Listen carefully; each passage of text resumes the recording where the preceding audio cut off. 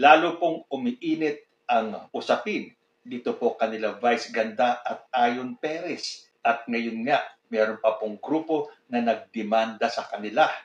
Sinampahan po sila ng isang criminal case. Ito na nga yata yung sinasabi kong simula ng pagbagsak ni Vice Ganda.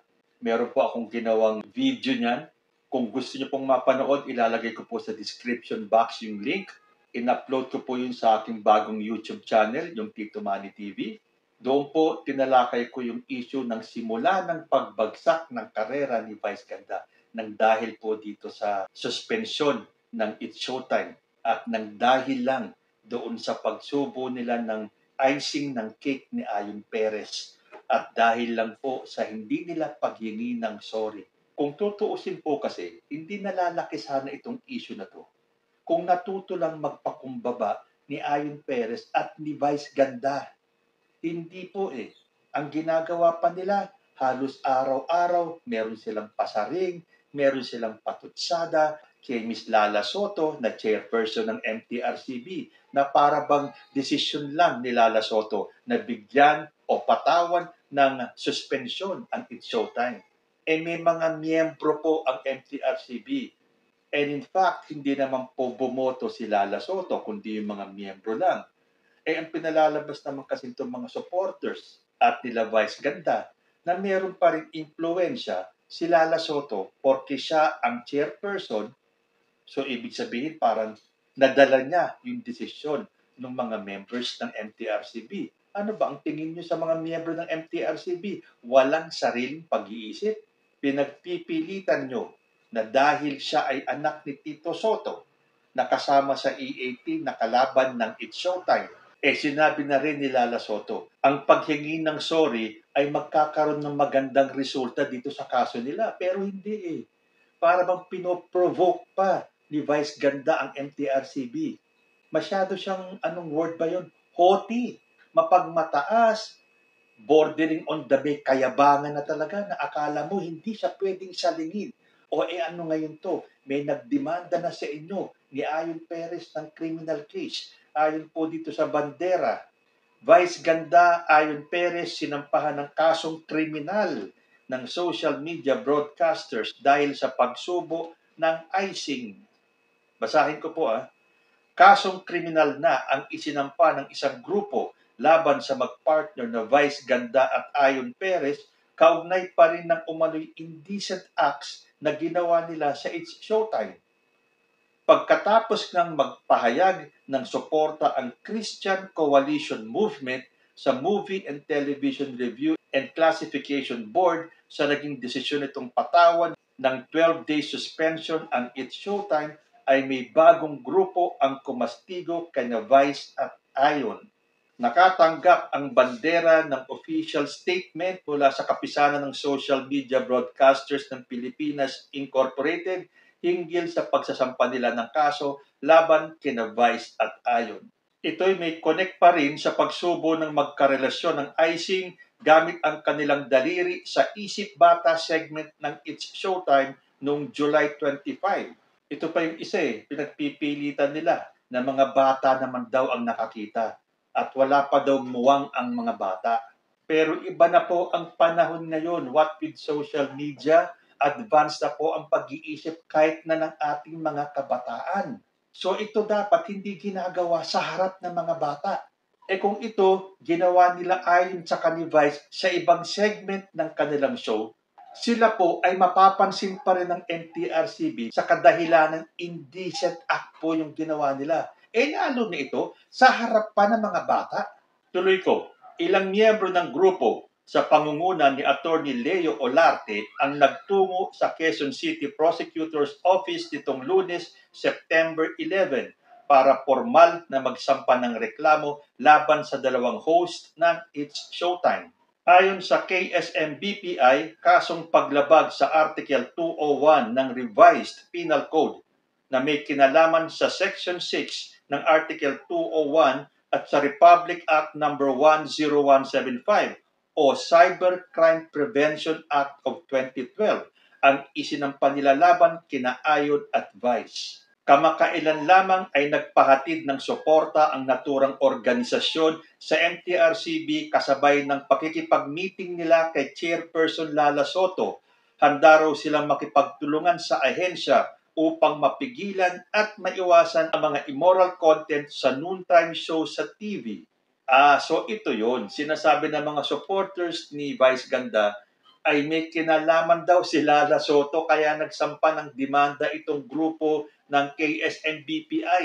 Dahil sabi nga dito, sa isang post ng KSNBPI, makikita ang mga litrato ng miyembro nito at ni Chair Lala na may caption na Signing of the Memorandum of Agreement between Spin Media and the Kapisanan ng Social Media Broadcasters ng Pilipinas Incorporated. So ayan, pinalalabas na naman nila na kasalanan ni Lala Soto kung bakit sila ay sinampahan ng criminal case. Ako, alam nyo, imbis na magpakumbaba na lang kayo, humingi kayo ng sorry, baka mabawasan pa ang galit ng mga taong to. Sunod-sunod na po.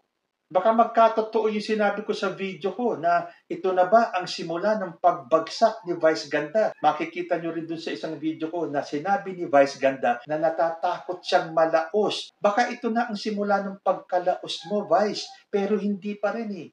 Imbis na bumaba ka sa tore mo, pinalalabas mo pa na baliwala sa'yo, na wala kang pake, na hindi ka apektado.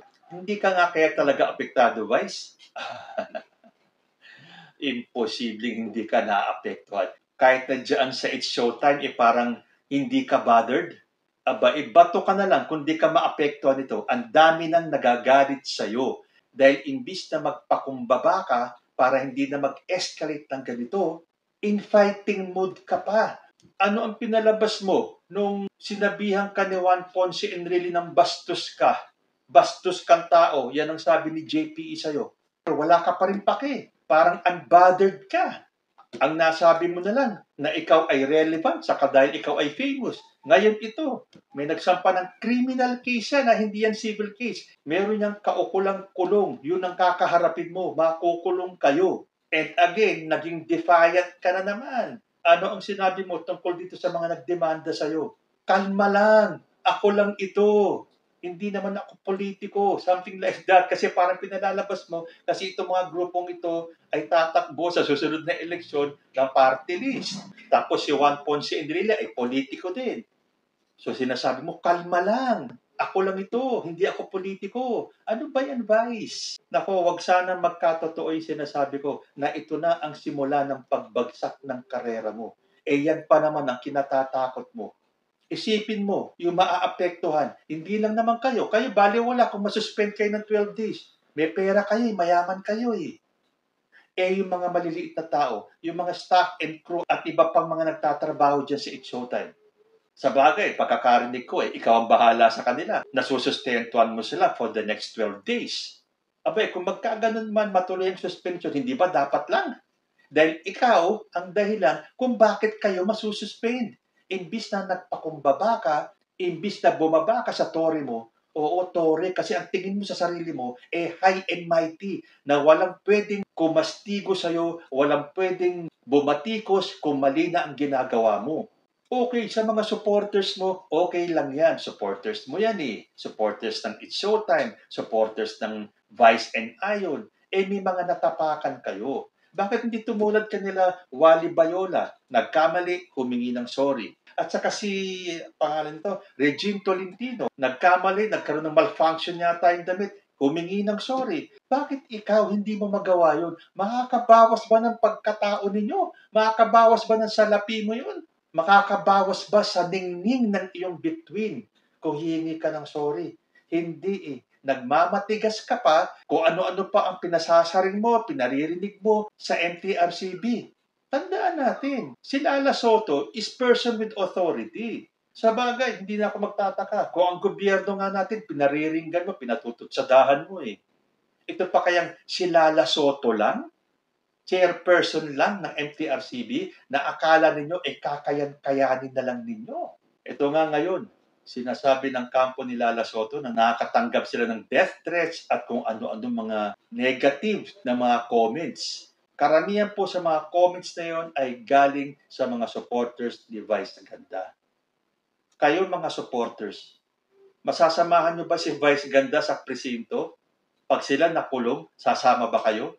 Bakit hindi nyo nalang kumbinsihin si Vice na walang mawawala, natatanggapin nyo pa rin sila ni Ayon Perez kahit na sila ay humingi ng sorry. Hindi na lang sa inyo. Kasi kayo mga supporters, tanggap ninyo ang ginawa ni Vice sa kani Ayon. Yung mga hindi po tumanggap, yung mga naapakan, yung mga na-offend, ano ba naman yung isang simpleng sorry? Hindi ko po alam na sa inyo mali yung ginawa ko. Kasi para sa akin at sa mga supporters namin, wala po kaming ginawang mali. Pero kung kami po ay may nagawa at na-offend kayo, humihingi po kami ng sorry. Ganun kasimple yun Huwag masyadong mayabang, huwag masyadong mapagmataas. Hindi porke may pera ka at kaya mong sustentuhan yung mga staff and crew na mawawala ng trabaho ng 12 days. Magmamatigas ka na pwede naman maayos lahat ng yan. Ngayon pa lang. Or gusto nyong paabutin pa hanggang sa Office of the President yan or hanggang sa Supreme Court. Vice, hindi mag-iiba ang tingin ng mga supporters mo sa'yo. Mas lalo ka nilang mamahalin kung matututo kang magpakumbaba at humingi ng sorry. Kahit na para sa inyo ay wala kayong nagawang mali. Unless handa ka nang harapin ang simula ng pagbagsak ng iyong karera. Kayo, ano ang masasabi ninyo? Makakabawas po ba sa pagkatao niya ang paghingi ng sorry? O nararapat lang na magmatigas siya at fight to the end? Ang motto ngayon ni Vice sa kani Ayon. Comment lang po down below and I will see you next time. Peace.